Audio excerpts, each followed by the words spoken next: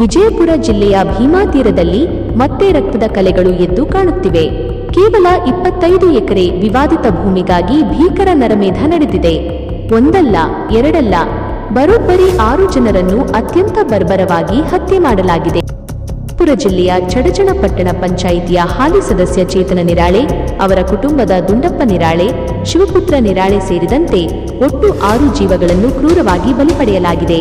ಚಡಚಣ ತಾಲೂಕಿನ ಗೋವಿಂದಪುರ ಗ್ರಾಮದ ಹೊರವಲಯದ ಜಮೀನಿನಲ್ಲಿ ಈ ರಕ್ತದೋಕುಳಿ ಹರಿದಿದೆ. ಭೀಮಾ ತೀರದ ಹಳೆ ಹತ್ಯಾಕಾಂಡದಲ್ಲಿ ಹತನಾಗಿದ್ದ ಮಾಣಿಕಪ್ಪ ಮಾಸ್ತರನ ಸಂಬಂಧಿ ಅಪ್ಪುಗೌಡ ಹಾಗೂ ಆತನ ಸಹಚರರೇ ಈ ಭೀಕರ ದಾಳಿಯ ಮಾಸ್ಟರ್ ಮೈಂಡ್ಸ್. ಜಮೀನಿನಲ್ಲಿ ಕೃಷಿ ಚಟುವಟಿಕೆಗಾಗಿ ಕ್ಲೀನ್ ಮಾಡಲು ಬಂದಿದ್ದ ನಿರಾಳೆ ಕುಟುಂಬದವರ ಮೇಲೆ ಅಪ್ಪುಗೌಡ ಮತ್ತು ಗ್ಯಾಂಗ್ ಏಕಾಏಕಿ ಗುಂಡಿನ ದಾಳಿ ನಡೆಸಿದೆ. ಅಷ್ಟೇ ಅಲ್ಲದೆ ಮಾರಕಾಸ್ತ್ರಗಳಿಂದ ಕೊಚ್ಚಿ ಕ್ರೂರವಾಗಿ ಕೊಂದಿದ್ದಾರೆ. ನಿರಾಳೆ ಹಾಗೂ ಗೊಳಗಿ ಕುಟುಂಬಗಳ ನಡುವೆ ಕಳೆದ ಕೆಲವು ದಿನಗಳಿಂದ ಜಮೀನು ವ್ಯಾಜ್ಯವಿತ್ತು. ಗೊಳಗಿ ಕುಟುಂಬದ ತೀವ್ರ ವಿರೋಧದ ನಡುವೆಯೂ ನಿರಾಳೆ ಕುಟುಂಬದವರು ಈ ಜಮೀನನ್ನು ಖರೀದಿ ಮಾಡಿದ್ದರು. ಇಂದು ಜಮೀನು ಕೆಲಸಕ್ಕೆ ಬಂದಾಗ ಜಗಳ ವಿಕೋಪಕ್ಕೆ ತಿರುಗಿದೆ. ದುರಂತವೆಂದರೆ ಇವರ ಜೊತೆ ಕೇವಲ ಕೂಲಿ ಕೆಲಸಕ್ಕೆ ಬಂದಿದ್ದ ಶಬ್ಬೀರ್ ಎಂಬ ಅಮಾಯಕ ವ್ಯಕ್ತಿಯೂ ಕೂಡ ಈ ಹಂತಕರ ಕೈಗೆ ಸಿಲುಕಿ ಹೆಣವಾಗಿದ್ದಾರೆ.